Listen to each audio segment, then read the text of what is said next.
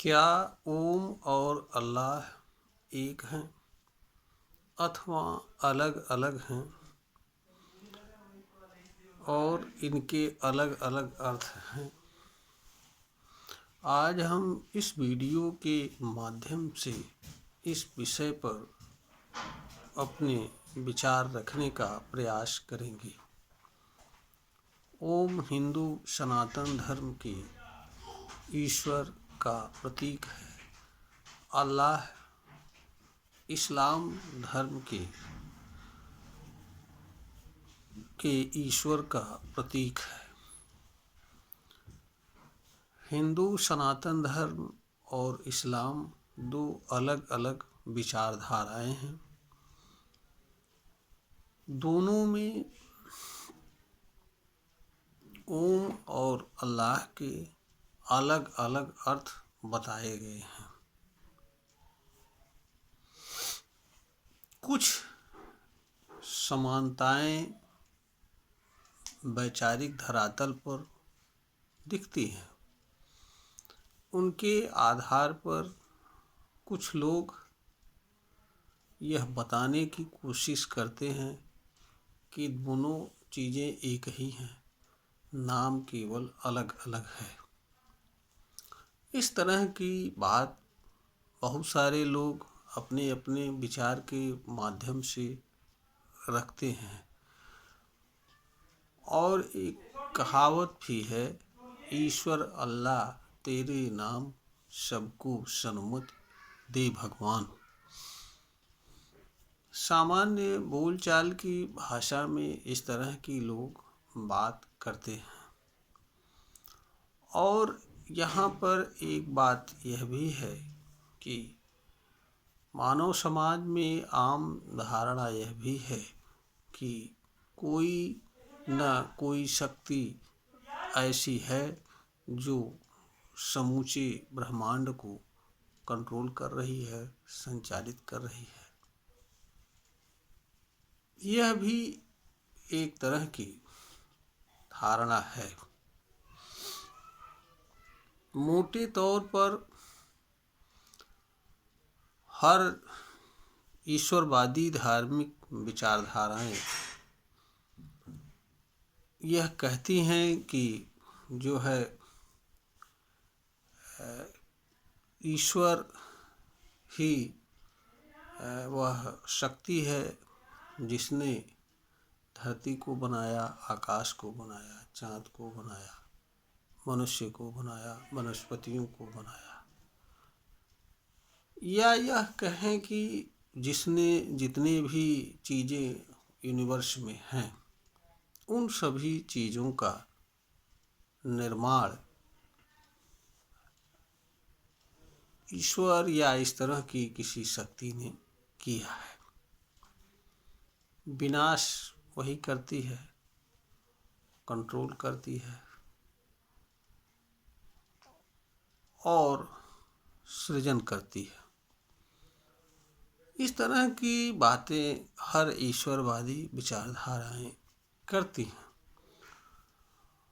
इस आधार पर लोग यह समझते भी हैं, जानते भी हैं कि उस शक्ति का नाम केवल अलग अलग है, परंतु वह वास्तव में एक ही है।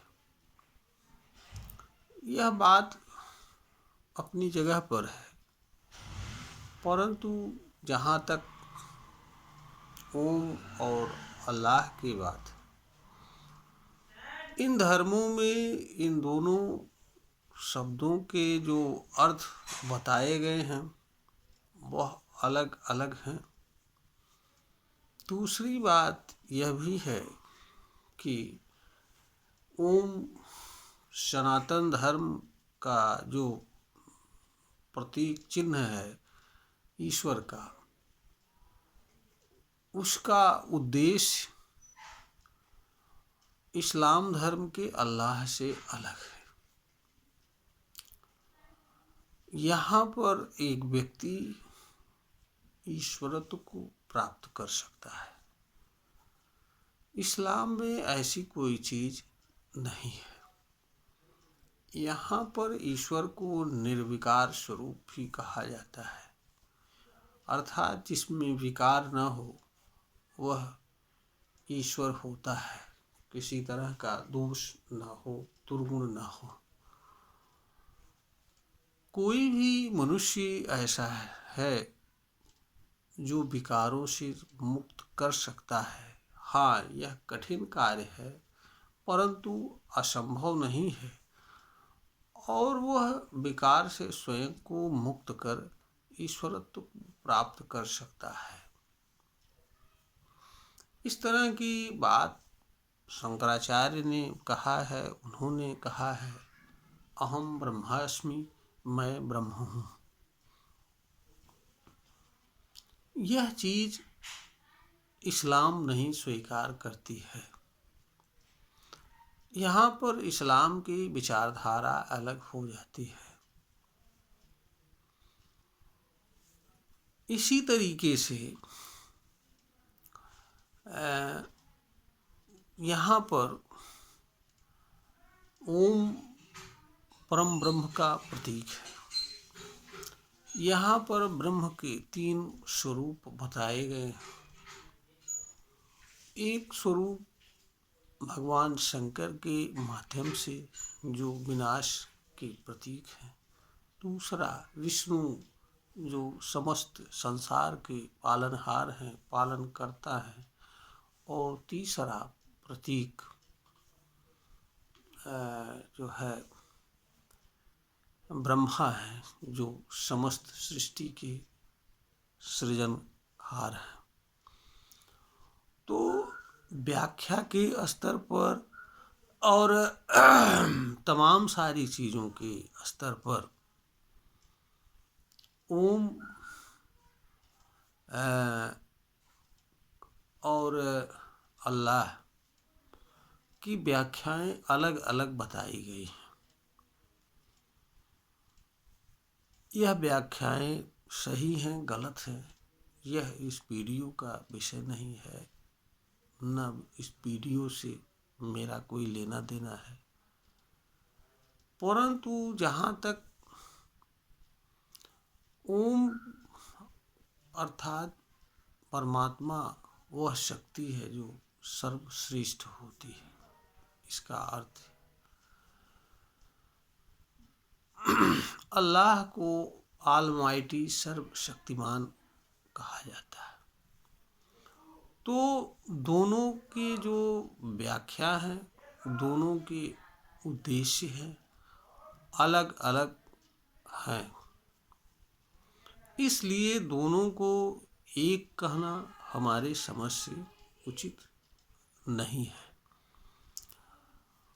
और क्योंकि दोनों के उद्देश्य भी अलग हैं, दोनों की व्याख्याएं भी अलग अलग हैं, दोनों का वर्क भी मानव जीवन में अलग अलग है। इसलिए दोनों को एक कहना उचित नहीं हो सकता है, और ना दोनों शब्दों के अर्थ एक हो सकते हैं और ना है।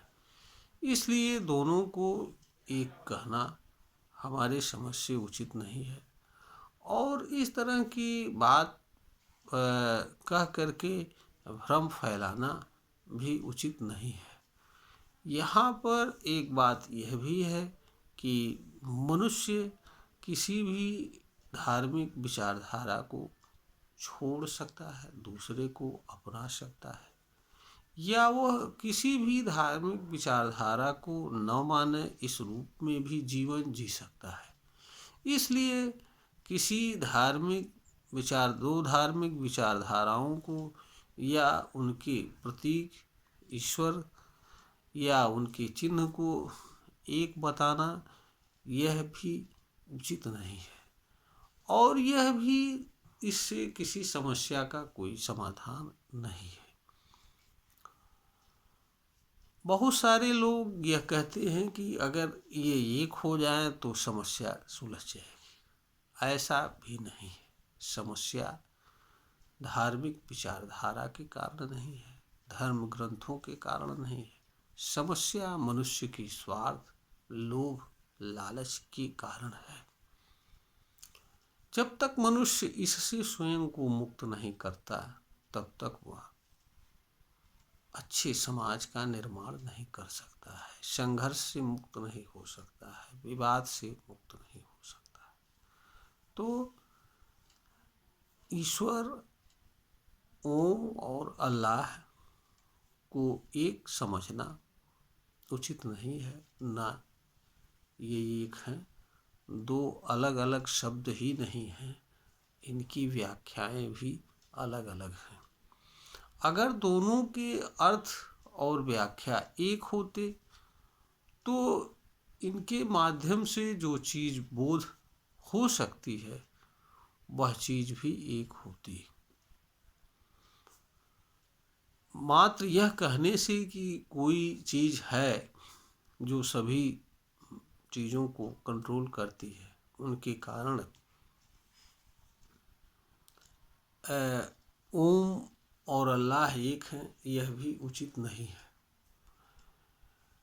कोई मनुष्य यह भी दावे के साथ नहीं कह सकता है कि ओम और अल्लाह के माध्यम से जिस चीज़ को बोध कराने का प्रयास किया जाता है, बात की जाती है, वह चीज़ वास्तव में है भी या नहीं है, क्योंकि यह चीज़ मनुष्य के लिए अज्ञात है, इसे जाना भी नहीं जा सकता है।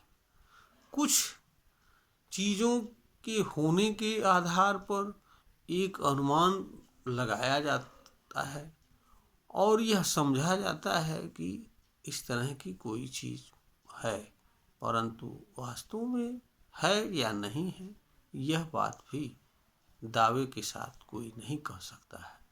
और ना ही कोई यह कह सकता है कि इनके माध्यम से जिस चीज़ को बताया जाता है उस चीज़ को किसी ने देखा है या देख सकता है,